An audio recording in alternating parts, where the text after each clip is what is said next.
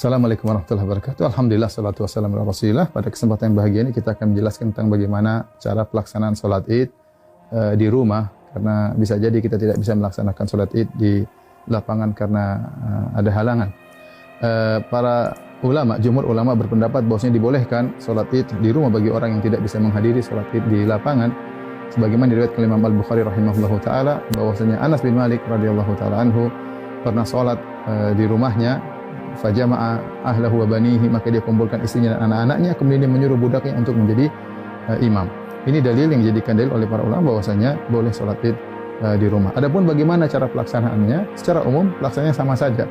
Tidak ada bedanya kita sholat id di rumah dengan sholat id di lapangan. Bedanya kalau di rumah kita tidak melaksanakan khutbah, itu saja.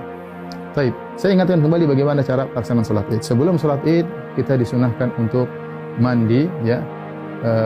Yaitu mandi tersebut kita kerjakan setelah terbit fajar agar kita mandi di hari Id, ya.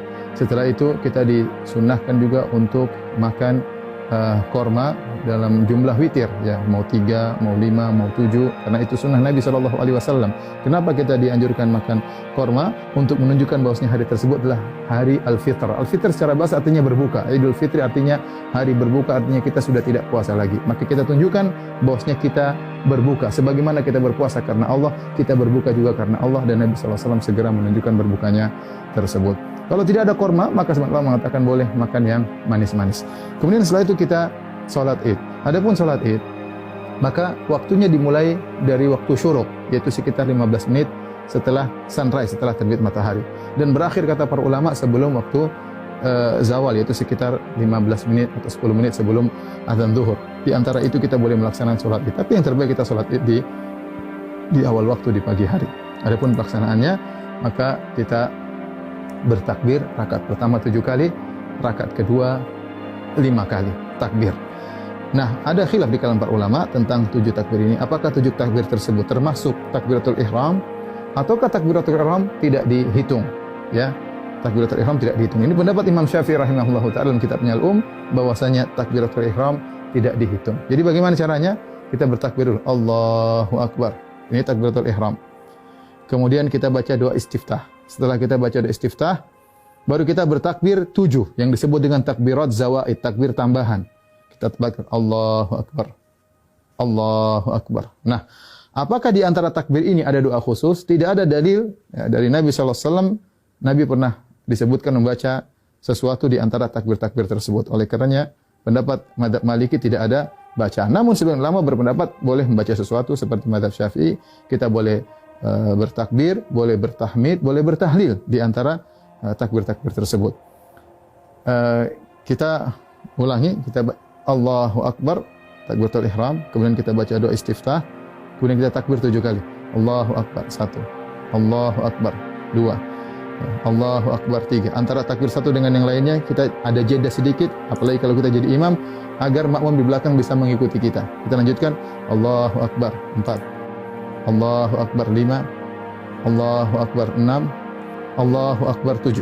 Setelah itu kita ta'awudz, kemudian kita baca Al-Fatihah. Setelah baca Al-Fatihah, kemudian kita baca surat. Nah, surat ini kita bisa baca, disunahkan baca surat Sabbihisma Rabbikal A'la, atau kita baca surat Qaf, ya. Salah satunya sunnah, seandainya seorang baca surat yang lain juga tidak jadi masalah. Setelah kita selesai baca surat, maka kita ruku Allahu Akbar, ya, seperti biasa. Kemudian kita sholat sampai kemudian kita pada rakaat mau naik ke rakaat kedua.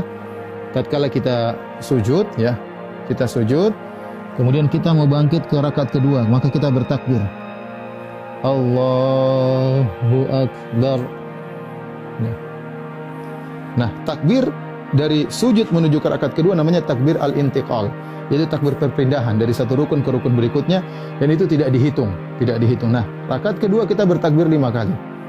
Takbir tadi enggak dihitung, kemudian kita takbir lagi. Allahu Akbar 1, Allahu Akbar 2, Allahu Akbar 3, Allahu Akbar 4, Allahu Akbar 5. Kemudian kita baca Al-Fatihah dengan jahar.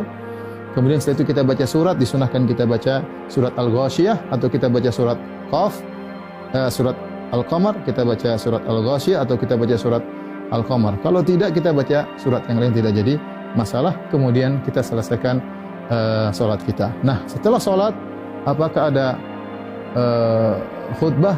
Jawabannya, Anas bin Malik ketika mengumpulkan anak dan istrinya, beliau tidak berkhutbah. Oleh karenanya, asalnya kita tidak berkhutbah. Namun sebagian ulama seperti Ibn Qasim dari mazhab Maliki mengatakan jika berkumpul banyak orang maka ada yang berkhutbah, maka itu baik, tidak mengapa, tidak terlarang. Ya, demikian tata cara singkat ini. Semoga bermanfaat bagi kaum muslimin. Semoga Allah menerima ibadah kita. Wabillahi taufik. Assalamualaikum warahmatullahi wabarakatuh.